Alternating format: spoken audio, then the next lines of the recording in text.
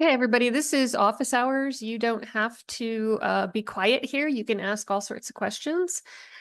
Okay, so I'm just going to go over what it looks like to fill out. I probably won't fill out too much of it.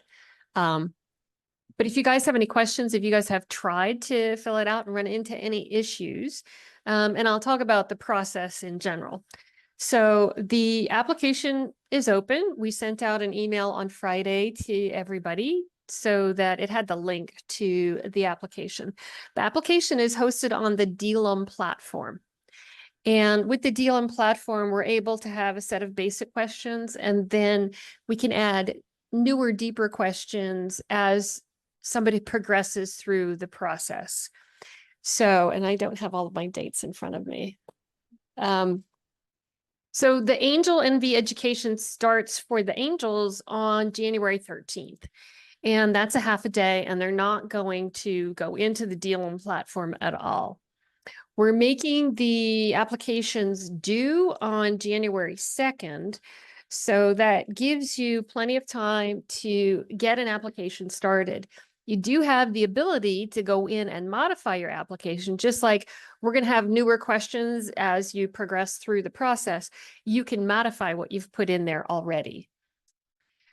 So by cutting it off on January 2nd, you just have to have started your application. You can go back in and finish it. The angels, as I said, start with their education on the 13th. And then on the 20th, we're going to give them an exploration of the platform and let them know how the process is going to work for them. I think they're going to start by the 20th, they're going to start voting on which companies they want to come to the first process, which is going to be the 3-minute pitch. And so Josh has joined us. Josh is one of our angels. So Josh, feel free to pipe in anytime you want. I was just going over the general calendar for AngelNV. So with training on the 13th, then we have exposure to the angels, to the Dealum platform so they can get familiar with it. We will have already talked about kind of the things that they should be looking for if they want to invest in a startup. And that'll be things like, where is the company in terms of their product? How big is their market? Do they have a team that is capable of handling the business? And I see, Tony, you put in which email was the invitation link sent from? It came from me. So it was Maggie at Startup NV. Okay. And so we're going to have our 3-minute pitches on, I don't have that in front of me. I have a big calendar that I write all this stuff down on in my home, but I'm not home now. Josh, do you know? I'm going to find the document. Hang on. All right. Has anybody tried to start the application yet? Feel free to be interactive. Uh, hey Maggie, I'm checking my email. I don't see that in my email. Okay. Let me add the link again. Let me see if I hit paste. Is that the link? Yes. Here's the link. It's in chat now. And you don't have to have an email invitation. Any way you get to the application is just fine. We sent it out to most people, and I thought that it was most people plus everybody who had registered, but apparently it wasn't. So apologize for that.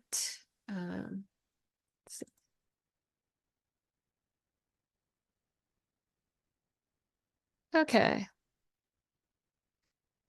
So the 3-minute pitches will happen on January 27th. So it's 2 weeks after they start. So in that window, they will be looking at the application. So not necessarily right around the 13th or the 14th, but definitely by that following weekend, I would try to make sure that I have most of the application filled out. And it is a pretty extensive application. And it also gives you the ability to upload a deck to upload a video and upload any other documents that you want as information for the angels. Some people do executive summaries, although it does actually sort of walk you through that process. So now that we are 7 minutes past the hour, I'm going to start sharing my screen, and we're actually going to look at this application.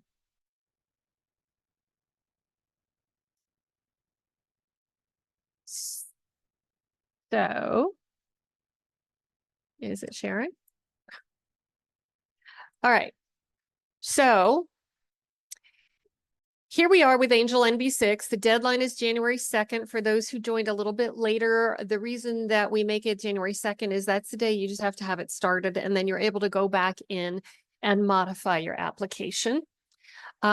This is for Nevada-based companies, and companies outside of Nevada will not be considered. So if you're outside Nevada, I'm sorry, but if you apply, it's a waste of your time. Question. Yes. If you live here in Las Vegas and you have a Delaware company, is that? Oh, Delaware C Corp is fine. What Okay. we're trying to do here is increase the diversity of industry that's in Las Vegas and in Nevada. And so if you've registered as a Delaware C Corp, that's great. It makes it easier for people to invest, but you should be based here and doing business here so that with your investment, as the company grows, it's helping Nevada. So there are a lot of people who actually register their business in Nevada also, not just a Delaware C, but a Nevada C, that aren't actually operating here. And so that's harder for us to figure out on the face of it. But our purpose is to have Nevada investors investing in Nevada companies. Josh, if I make you a co-host, will you help admit people in? Sure thing. Yeah, okay.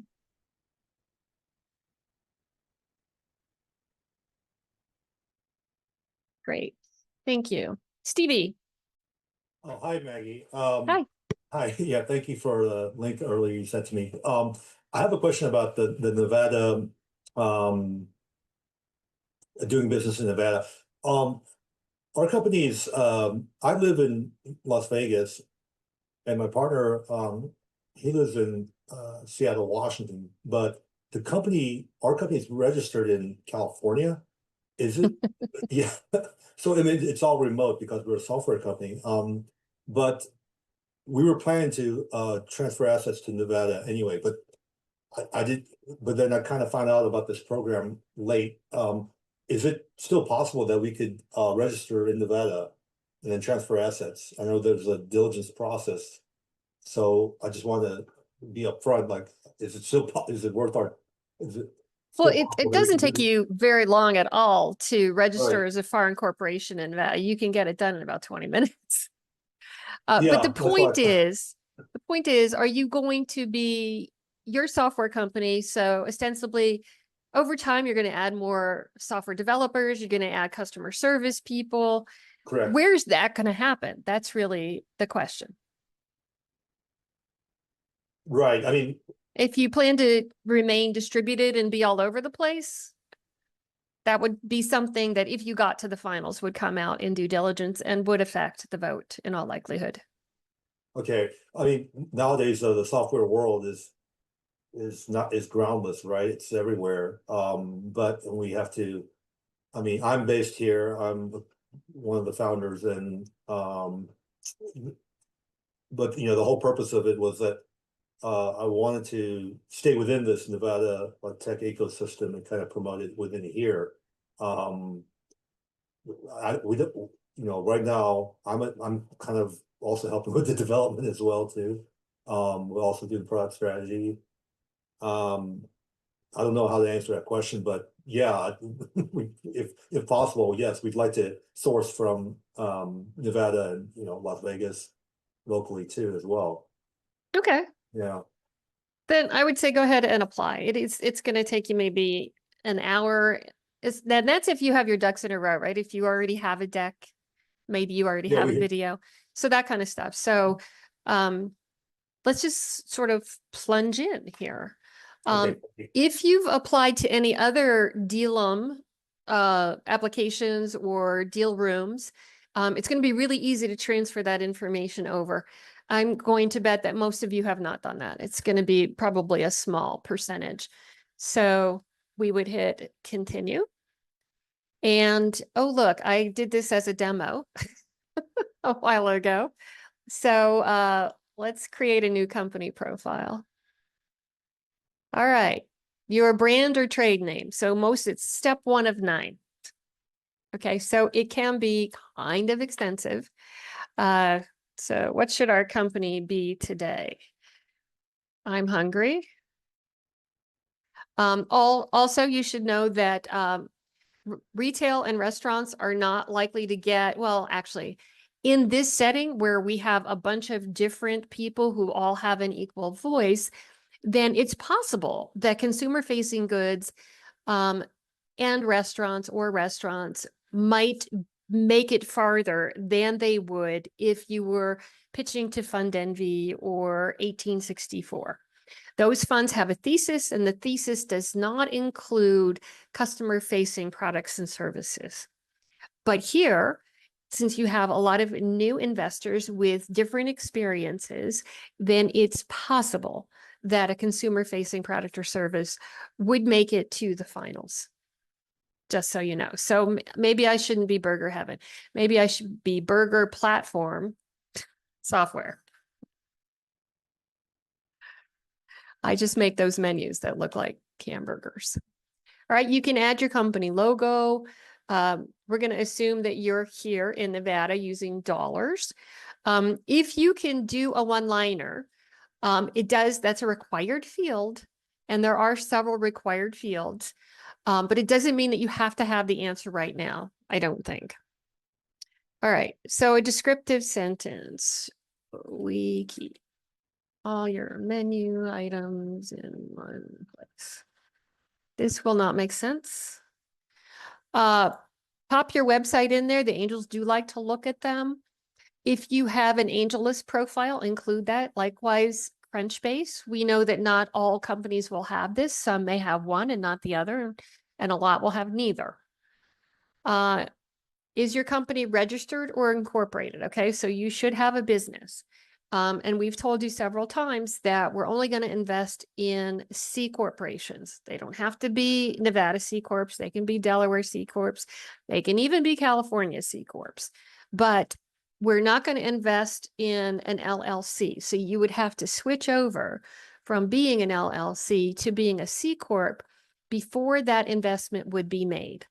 So you could go through the whole process. We could have done all the due diligence. If in the due diligence, and there's like 5 to 6 weeks of that, it looks like you're going to be, in line to receive an investment, you can start the process then to transfer or to become a C Corp instead of an LLC. And that will be good enough. I mean, that will reassure the angels that you're doing the right thing. But even still, I think it was 3 AngelNVs ago, we had company that was an LLC, and it took them 9 months. It took 9 months before they became a C Corp. And so we had that money, it was sitting there, it was waiting for this investment, but it took much longer than we thought that it would. And I think that the issue with that particular LLC is that there were a lot of people who had invested as co-founders who had lost interest along the way. And extricating that took a lot more time than anticipated. Any questions there? Okay, so we're going to say, yes, we're incorporated. We're going to put our name in there, Burger.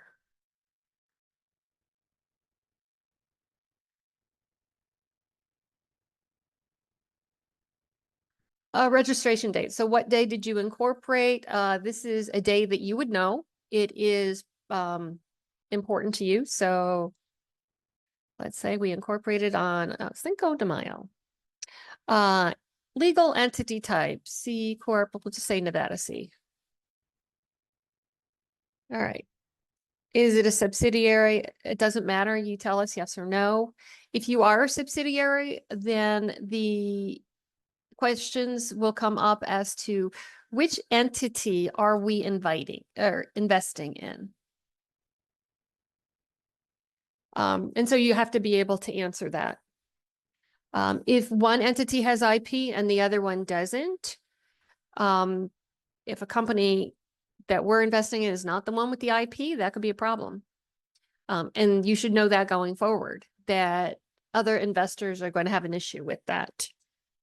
All right, United States, whatever it is.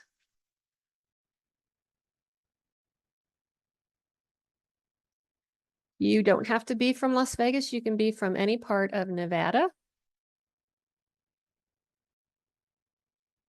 All right, now here you're picking the stage as you see it.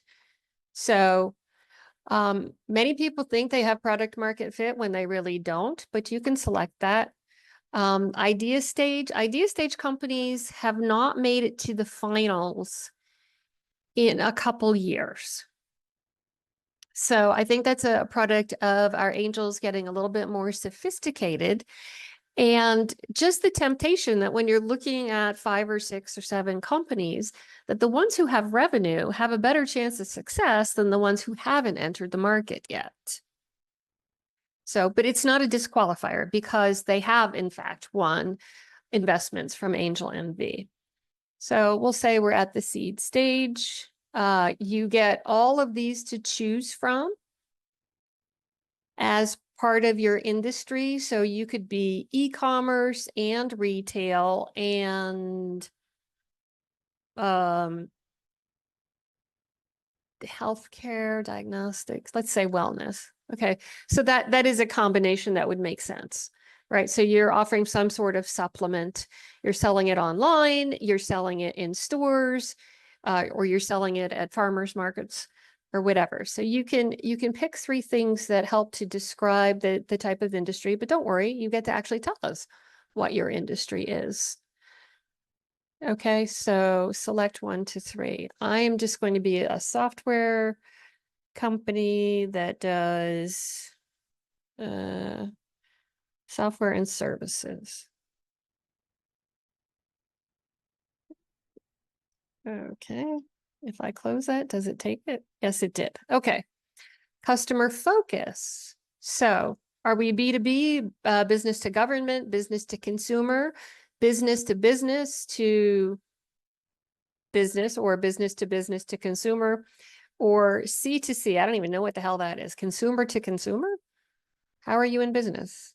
I don't know who made these. All right, so we're going to be business to business.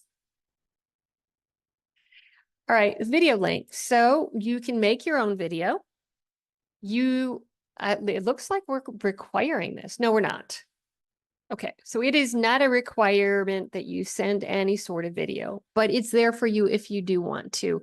I know YC has I think a 1-minute video that is a requirement.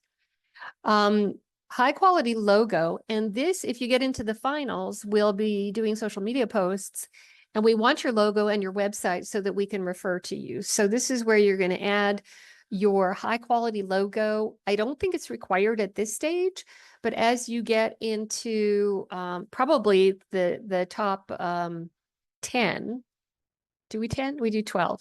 Top 12, it may be required at that point.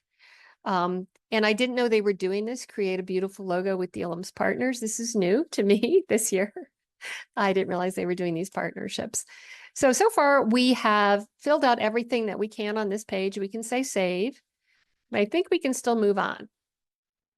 So we did take what we had here, but we're going to go next. All right, it picked up my phone number because it's got my profile. You can add in your LinkedIn profiles for your business or for personal or for team members, anything that you want to do there. Then I'm not going to do that.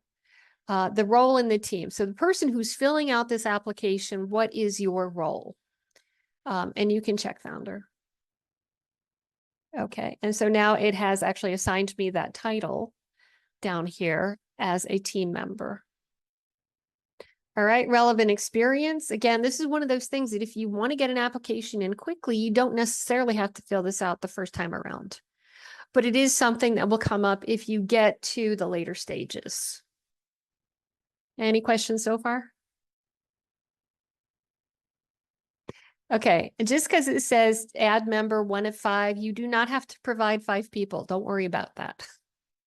All right, you do need to tell us how many total team members you have, how many employees. That is mostly for tracking purposes, and that's why it's not required. But number of team members is, we want to understand that. Depending on where you are, what stage, you may have an incentive option pool. Let's see, I'm not seeing chat. All right. Are there categories of companies that are not eligible for investment from AngelNV? For AngelNV, it's more based on that you're a Nevada-based company. My company is casino gaming technology provider. That's fine. Are you based in Nevada? That's the question. You can go nationwide, of course. We want you to grow, grow, grow. So that's fine. Is there customer support for Dealum? Well, that's why we're doing this meeting tonight, is just to kind of go through it, have you feel some comfort with it. And if you have questions, you can always email me and I will try to help you. I can't get logged in. I set up the company already, but now it says my username or password are incorrect. Can you do password reset? Okay. I tried to do password reset. This is Tina. Yeah. But I haven't gotten the email to reset it, like an email with a link in it. So No, I understand what you're saying. So if you don't get that in a couple hours, because this company is based in Estonia. So if you don't get it in a couple hours, and usually they're pretty good, then just create a new profile. If you have a new email that you can use. We Okay. apply before registering a C Corp, or does it need to be, I'm sorry, I've got something in the way, ready, but no, you don't have to be a C Corp by the time you apply. If you're not anything yet, the C Corp is slightly more expensive than the LLC. And so if you don't have an entity yet, and you want to see how far you go, it's not going to take you long to register as a C Corp. If you don't have another entity, when you're trying to change over, that takes time. All right, my products are heading to field trial with interested customers. Is that MVP or product market fit? MVP. Is the DD questionnaire, product market fit is when you have sales that are growing sort of super fast and you can barely keep up. That is product market fit. Is the DD questionnaire we received during the workshop the same as the online application? No. The DD questionnaire that you received and that we put on Disco is the tool that's going to be used for the Angels when you get to the finals. So it will come up again, but this application is a compilation of the questions that have been created by different groups on Dealum. And we select the basic questions that we want, and we can add custom questions as well. But the DD questionnaire, as you know, is much more thorough. And so hopefully, you know, the reason that we do it this way is that we don't want to overburden everybody with all of the questions that we need as we get deeper into the process. So even though there's a lot of questions here, like 9 different pages, it's not as detailed as that DD questionnaire, and that would be onerous to put as an application. Can I send the final questionnaire that is on the Disco platform, the DD questionnaire? So it's there for you to download. Okay.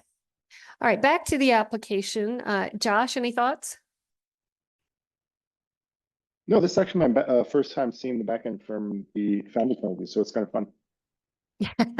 Okay, good. So number of team members, we're going to say that there's 5 team members. What percentage of equity is reserved for the employee incentive pool? If you don't have it yet, see, this is not a required question at this stage.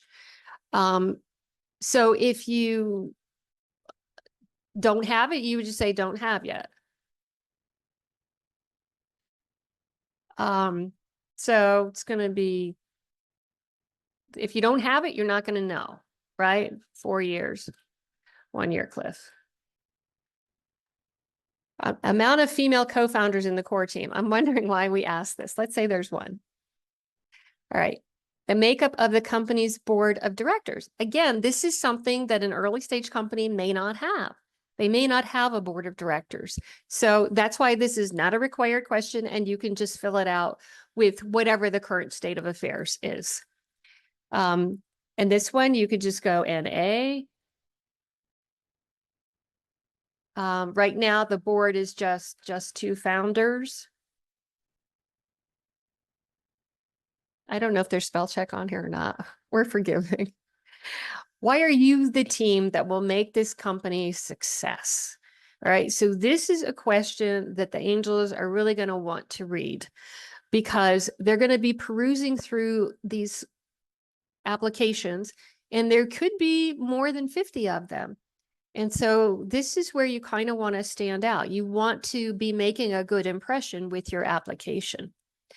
So you can talk about how you have deep experience in whatever your field is, and that you've joined up with another person who has deep experience in a different field. And then together you're making this product that hasn't existed before, whatever. But just tell us why you're the team.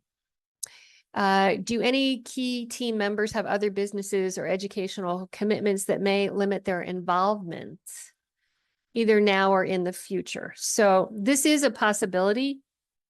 We've had some people who are waiting for investment before they have their team working full time. And so they may be part-time workers, like this is their side gig, or one may be working in it full time. I think who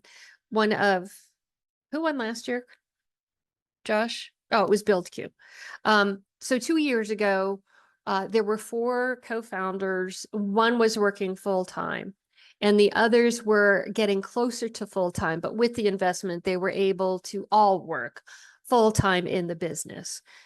So that's the kind of thing that you would add in here. Have I filled out the required questions? Any questions so far?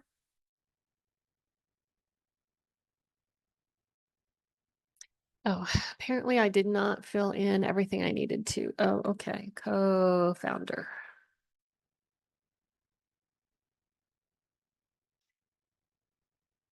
Please use integers yet. Okay.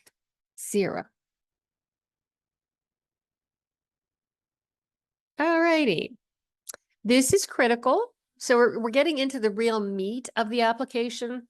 I'll show you an application from last year. I actually don't have it queued up, but I'll show you an application from last year. I'll try to find the winning one so that we can look at what the angels are going to see. Because on the first page that they see, the problem, the solution, why your team is the team to do it, your pitch deck, they're all on the first page. Summarize the problem you're solving in 2 to 3 sentences. Okay. We need more mustard in the hamburger menu, like whatever it is. What are people forced to do today because they're not yet using the solution you offer or plan to offer? Okay, this is a really interesting question because everybody has competition. There's competition for every single product and service. And oftentimes it's status quo. What are people doing? People are not motivated enough to pay money to solve this problem. So they are living with menus that don't have enough mustard. They're living with whatever the situation is. So if you can identify what they're doing to solve whatever this problem is, then you can make a case for why your product will be successful. All right, Stevie's asking, will members who are working day jobs in addition to working on the startup until an investment is secured impact the decision? Well, it didn't 2 years ago. So there was one person who was working in it full time. There was, and that was a developer. There was a salesperson who was working part-time as he could. And then Josh, do you remember what the other Alexes were doing? There were like 3 of them in Zencentive.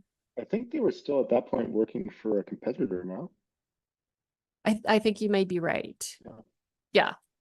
Yeah. But they had a really good case because they were working for a competitor and they saw that this was an enterprise software solution. They saw that it hadn't evolved from the time that it was first made into a SaaS product. And so even 2 years ago, there wasn't that much AI that was being incorporated into software solutions. But there were just the ways that the current companies, the incumbents, were handling things that could have been improved, and yet were not. And that's kind of one of the issues with enterprise software is enterprises don't tend to like change, and it's very difficult to get them to change from one piece of software to another. But these guys are having success doing it because of the headaches that are incorporated in an old way of doing things that they're solving for. So, so this is what they were able to fill out. Like, what are people forced to do? And they listed how the incumbents were short and how their software addressed each one of those issues. So we're just going to put some letters in there to move on. All right, and now tell us what your solution is. Now notice you only have 350 characters to do this. So we want this solution to be very succinct. All right, explain in simple terms. Imagine that readers don't know anything about this subject. What's your company going to make and how does it solve the problem? And this is an interesting question. Is your tech development done in-house or via external partners? So I don't know if that is part of this required answer or if there's just text here that's required. Let's test that out by not filling it in. Okay, so that apparently is not a required question. It will come up though. Okay, so let's say we're doing it in-house. All right, now this is how well do you know your market? There's probably a lot of questions about it, and there are, because this is one of the critical areas that the angels and the experienced angels are interested in. We're going to spend time on this in the training for the angels. So, summary of the customers and market in a few sentences. So, who are your customers and briefly describe them? Customers and users, there can be a difference. Anytime you're making something for kids, the customer's parents, but the users are the kids. Okay, that could be flipped also. If you're making something for senior citizens, the customer may be the adult children, but the users are the senior citizens. So there's that distinction. And if you can make that distinction, I mean, it may not exist, but if it does, it's helpful to include that here. All right. And what have you done to validate the market? So you can have done surveys, you can have talked to people, you can have talked to potential customers and found out. I mean, I do a whole workshop on customer discovery. It's like you want to describe the problem, ask them how they would solve the problem, and then take that information, ask them if they would pay for it, and if they would, how much, and then create a prototype and go back and ask new people or the same ones if you can get back to them. Okay, so this is my solution for this problem. How would you change it? Do you think it solves the problem? Would you be willing to buy this? If you would, how often? What would you be willing to pay? And so doing customer discovery before you start building something saves a lot of money and heartache. And you may discover that you cannot get people to buy your product for what it costs to make the product. So you have to go on to your next idea. All right, so we'd like to know what you've done to validate the market. Who are your current customers? You may not have any. That's fine. Who are your biggest customers? So knowing who your biggest customers are means that you do have a variety of customers and you know the ones who are most likely to buy. So it enables you to target those same types of other customers. Is your product commercially available? Well, I'm not exactly sure what this means. If you're selling it, then it's commercially available. If it's not yet in the marketplace, then I guess it would not be commercially available. You might be testing it. So you might have it installed in different places where people are testing it and promising to give you feedback, your beta users. And so in that case, it would be no, but you could, in some of these other boxes that are not required, you could be saying that you're doing a pilot. It's a paid pilot. It's a free pilot. The pilot will last this long. Or you ran a pilot, and from the pilot, you had 40 people who were using the pilot, and 5 of them have converted into paying customers. That's a great thing to have happen. And you should be, talking about that a lot. All right, what is the company's current projected lifetime value of one customer? You may not know this. So the lifetime value of a customer is how long do you expect that customer to continue to buy your product? So in the world of enterprise, once you get an enterprise customer, they're usually keeping that software for at least 5 years. And so whatever the revenue is from them times 5 years, that's your lifetime value. If you have a one-off product, but you're charging a lot for it, so you're selling jewelry. So you're selling diamond rings and it costs $12,000 for each one. So the lifetime value could be $12,000, but if you have other inventory and other products like anniversary rings or earrings, necklaces, other pieces of jewelry, and over time, you know that if they come and buy the diamond ring from you, that they're going to be continuing customers and buying some of these other products, then you can estimate what their lifetime value is. If you're a young company, you may not know what the lifetime value is. You may not know how long your customers stick around. So you're just going to guess. All right. And what does it cost to gain a customer? What are you spending in marketing to get that customer to buy? So over time, you would know, okay, I pay for 5 ads. If my customer sees the ad 5 times, it's a minimum of 5 times before they will buy on average. There may be somebody who says, oh, I have to have it. They buy on the first time. But that's not the case most of the time. Most of the time, you're going to have several impressions before they're willing to buy. So what does it cost you in those ads to do that?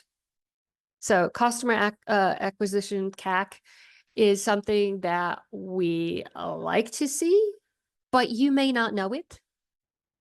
So it's okay to not know it. Just put that down. What does the company expect customer acquisition cost to be at scale?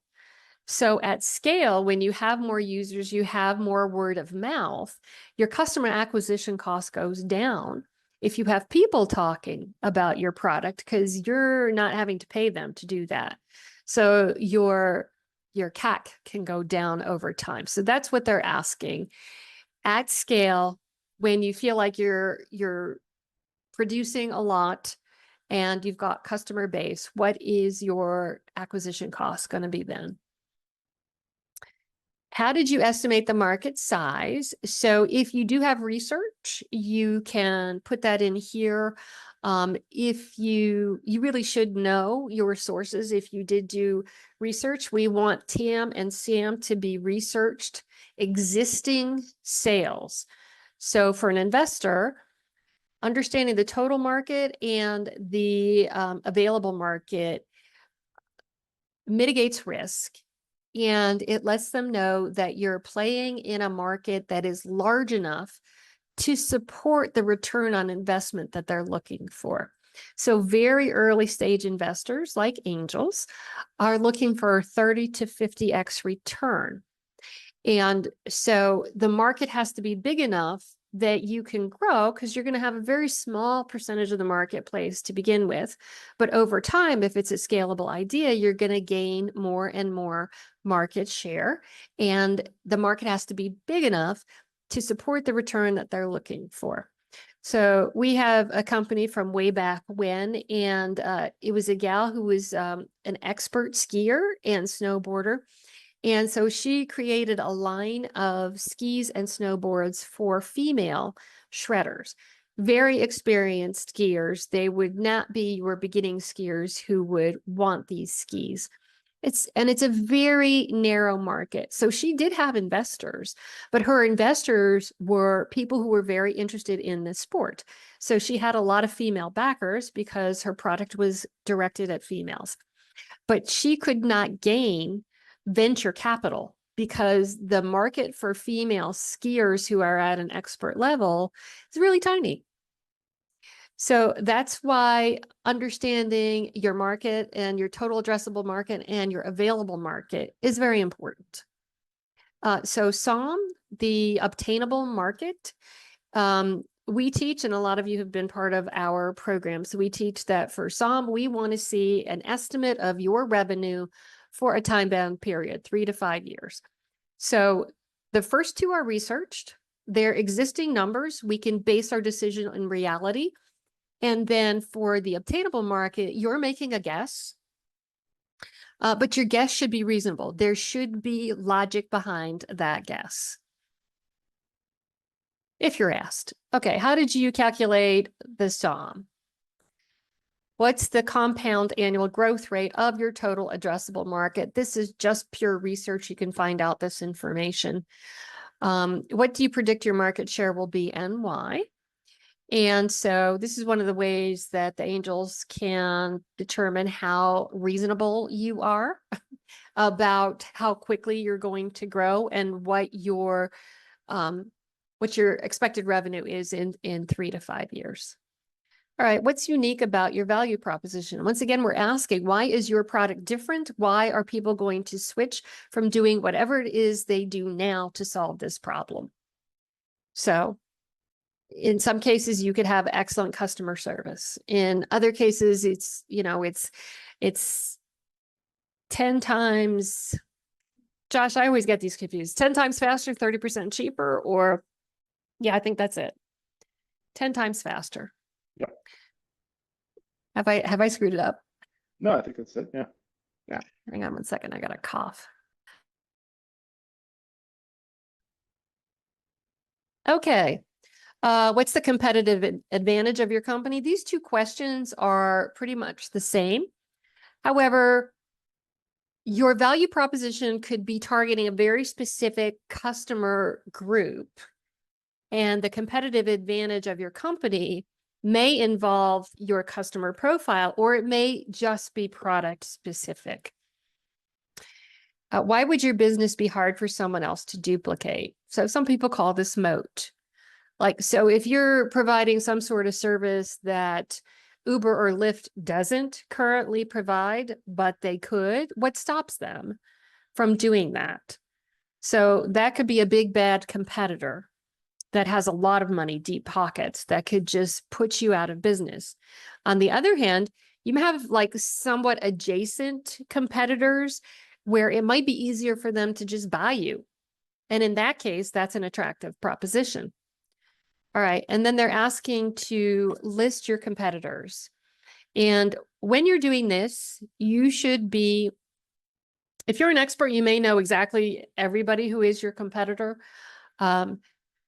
But I tell people when they're doing pitch decks, if you're going to list your competitors, they should be the competitors that an investor sitting in the room, looking on his phone and searching for the type of product that you have. Whatever comes up on your phone, you want the most obvious competitors to be listed here. And if you're thorough, then you would have a few that the other people don't know, that a regular investor wouldn't know. Oh, okay. 500 billion. I got I got an application today who said that their market was 3 trillion. Okay.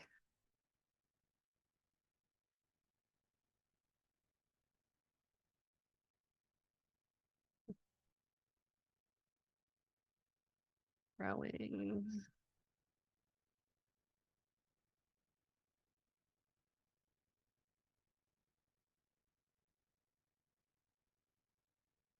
whatever. All right, now I've answered. Okay, business model. So summarize your business model in a few sentences. And that means, how do you make money? If you have a software offering, you can say it's a SaaS product, software as a service. We charge by the seat and we charge $5 a month.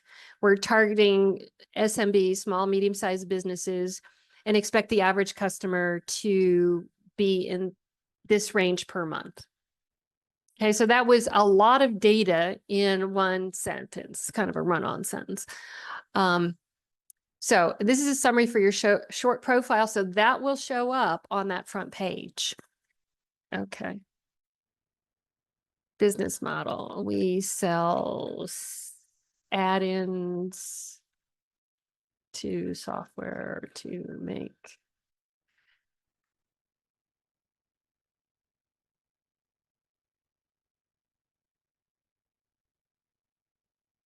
All right. What channels and customer acquisition models are you using and plan to use? So we just want to know that you've thought about that. So this could be social media, it could be direct sales, it could be hiring somebody that goes out and acts as a distributor, but has a big network already established. So they have a lot of built-in customers. All right. And what is the main source of income? So if you're a SaaS company, so it's just going to be the software sales. A lot of people that are creating games and things like that, they think that advertisers are going to be a big source of revenue. And they could be eventually, but in the beginning, they're not going to be. They're not likely to be because you have to have customers that are using your app or your product on a regular basis in order for people to spend advertising dollars to be in front of those people. So it's a kind of a chicken and egg thing. And so people who attribute a lot of their sales when they're just getting started to advertising sales, I tend not to believe them.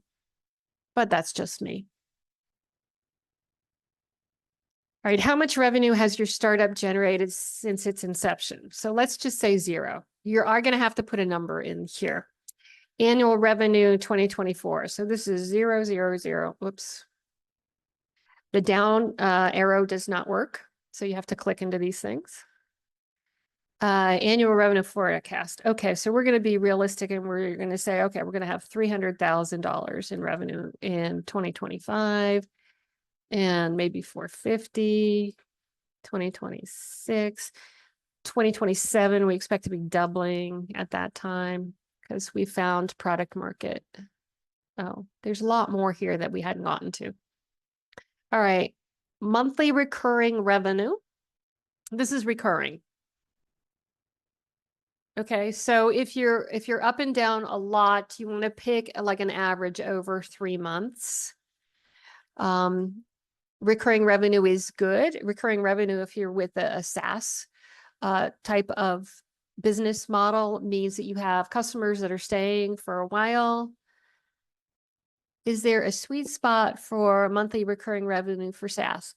Well, I would say be honest about what your monthly recurring revenue is.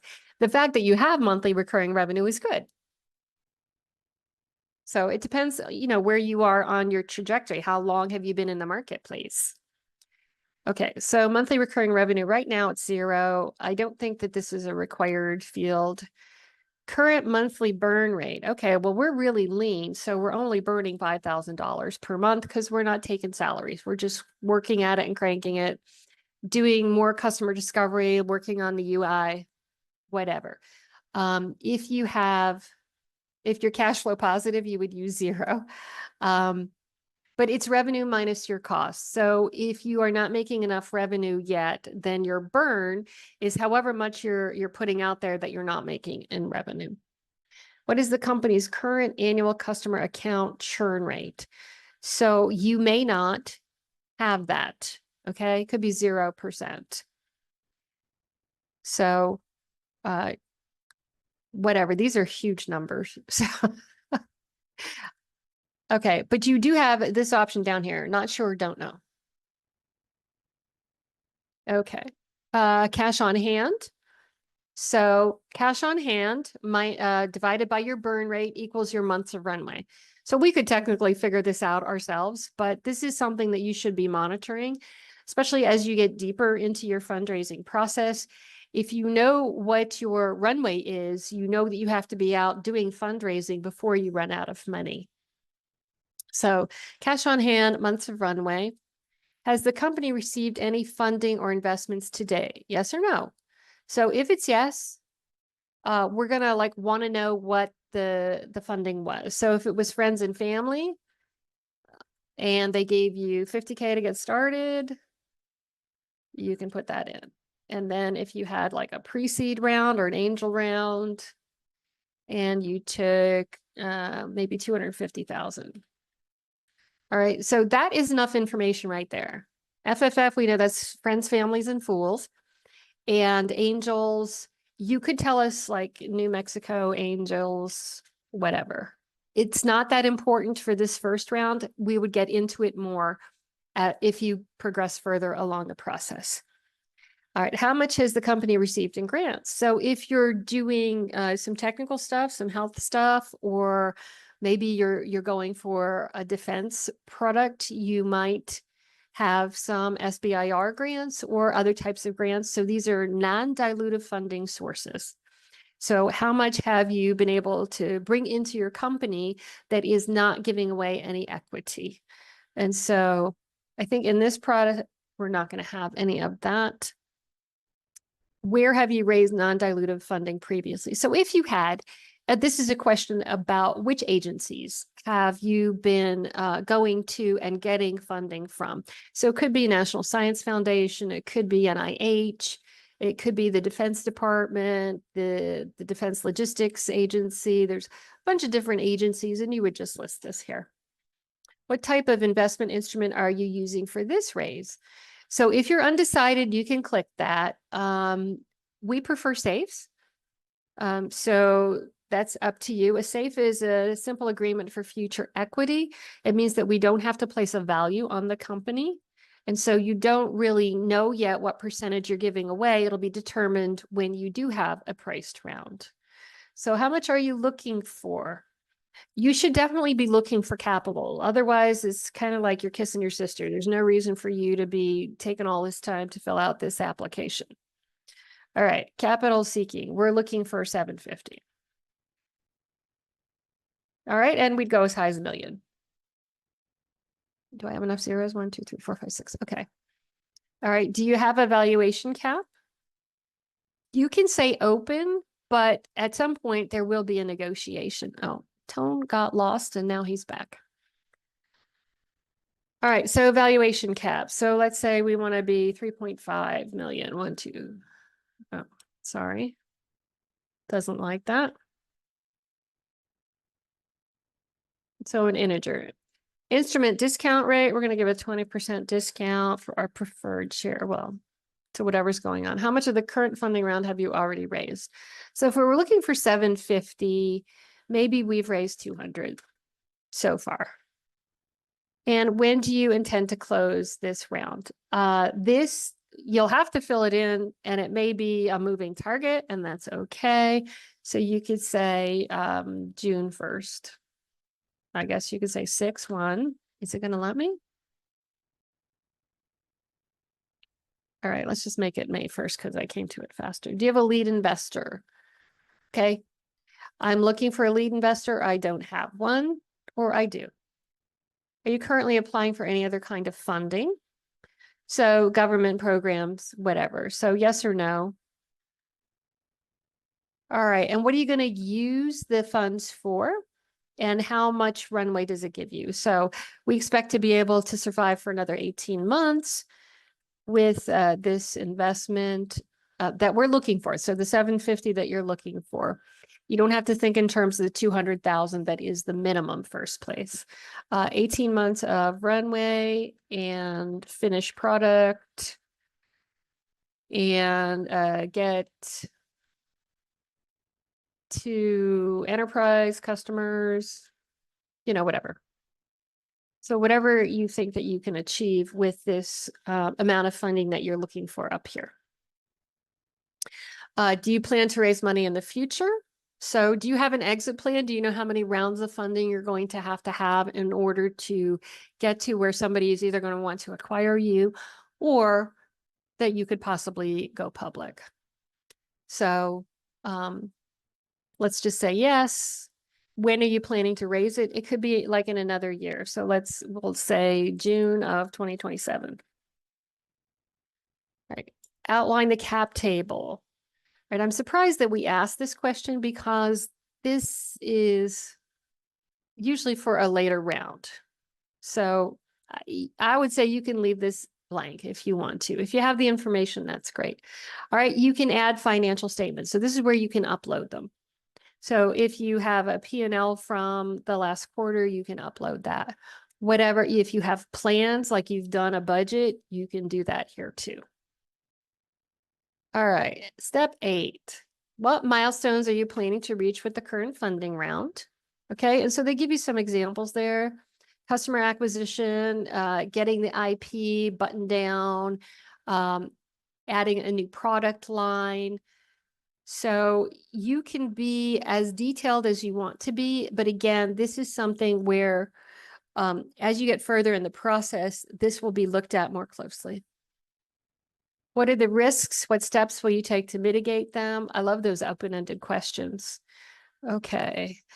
The comet could kill the Earth. What are we doing to mitigate it? We pray nightly. Okay, but you're going to put real stuff in there. Which companies would be most likely to acquire you and why? So this is where you can tell us that you've thought about what your exit strategy is and who a likely acquisition or acquirer is. So, so Microsoft, because we're lean and we have figured out something and have IP around it that is solid. So they won't be able to mimic what you're doing. They will have to buy you if they want to own the IP and not be taken out for that. What's your exit timeline? So it could be 3 years, could be 7 years, whatever it is. How active do you expect the investor to be? So are you just looking for their money and you're just going to run with it? Or are you looking for the investor to, and in this case, because it's a group of angels, there's not likely to be a ton of oversight. But we did have one angel who became a board member for one of our earlier instrument companies. So that board member was somebody who had experience with medical. So how active do you expect the investor to be? And it's fine to say you don't know or that you're not really looking for an active investor. All right, step 9. If you have secured patents, what are they assigned to an individual, to the company, or licensed by the company? Current and future IP regulatory issues you're facing. I think at some point later on, if you do have IP, we'll be asking you for patent numbers so that we can look into it. I don't think that it is something that's really important right now. It's not in the first round of questions.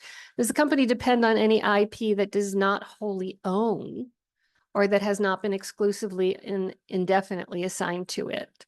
So this could be a big risk, and that's why this question is here. And so we're just going to say no. All right, so we don't have to explain anything. Does the company currently license any of its IP to any other persons? So are you giving away a portion of it? So you're helping a competitor, possible competitor. Are any regulatory approvals required for this company to go to market? Okay, so some examples could be like the highway department, or it could be the trade commission, or it could be the SEC. It could be medical, FDA, all kinds of stuff. You should know if you have if you're in the regulatory world. So we're going to say no to that one. Have you participated in any accelerator or incubator programs? You can name hours. You could have gone through Techstars. I may answer no, so I don't have more questions. So just list them.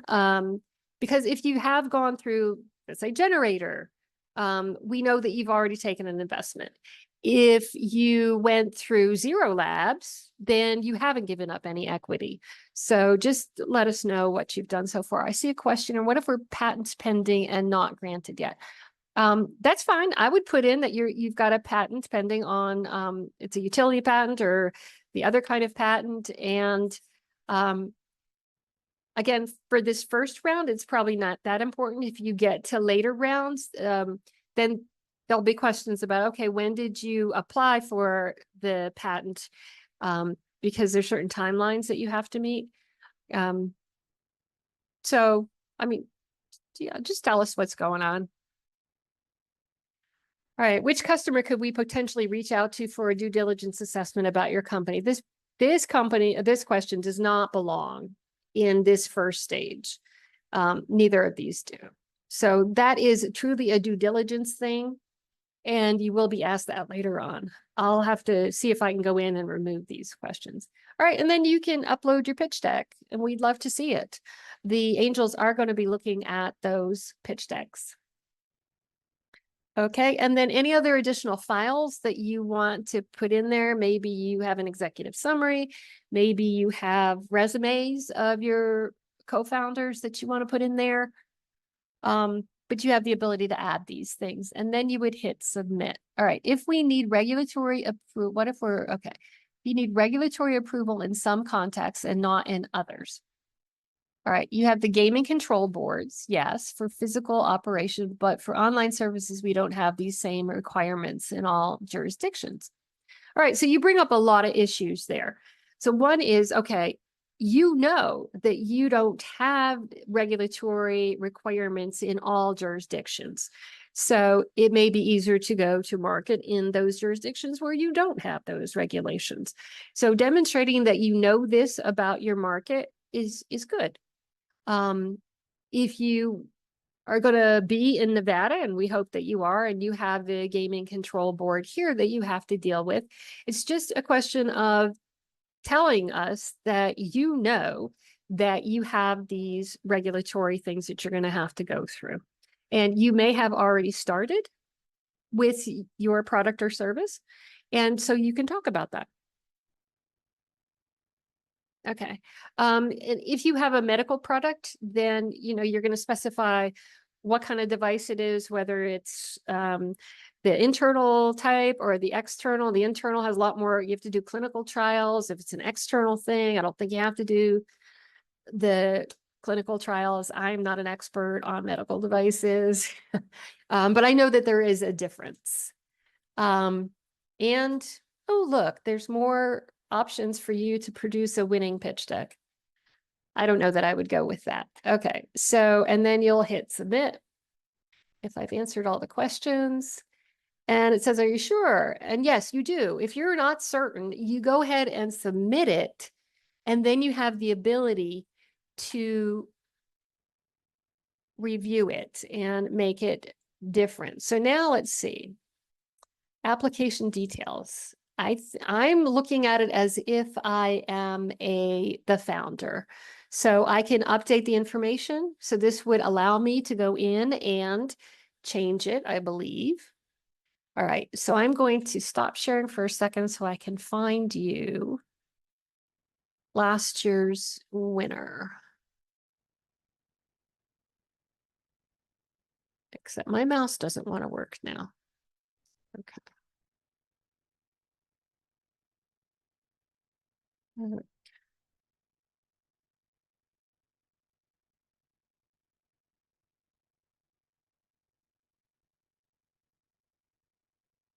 Okay, AngelNV 5. Funnel.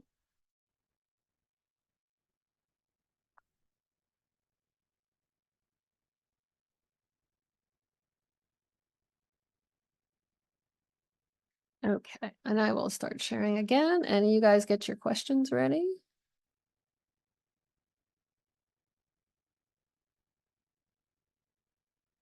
Okay, so this is what it looks like to the angels. So they're seeing the overview first, and the overview takes what you wrote as your description of the problem, the solution, the business model, and the market. The fact sheet, it culls this from other places where you've entered data, like your legal entity type, your company name, if you're registered, if you have recurring revenue, total commitments collected for the current round, and they were looking for 1.2 to 1.5 million. They were using a safe, and they were saying they were at the MVP stage.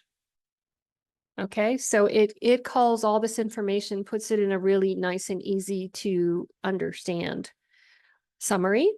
The pitch deck appears front and center. And Marissa is the founder. So the key team members, it pulls information from what you put in there. This is where your logo will show up. And writing a testimonial, this is new to me. I don't think we had this last year. All right, but from that, we can go into details. And with the details, it's a much longer process. We're going to see everything that you put in here and how you answered the questions. So you get a little bit more detail.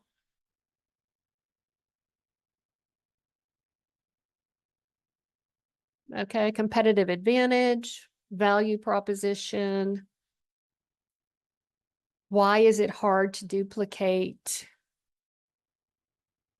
They had their competitors in here. Why and how are you different? Low operating expenses and higher quality competitive process for our clients.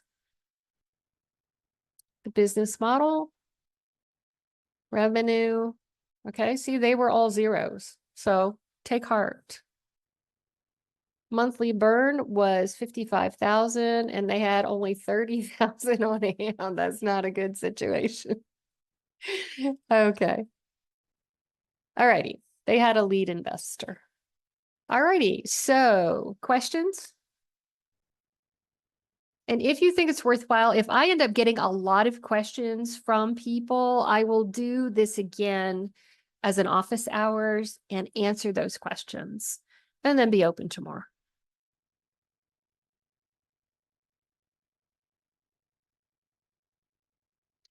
All right, great. Well, it's burger time.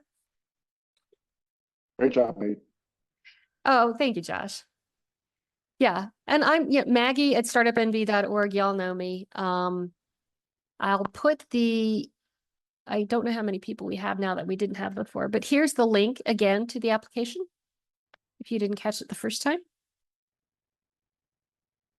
Okay.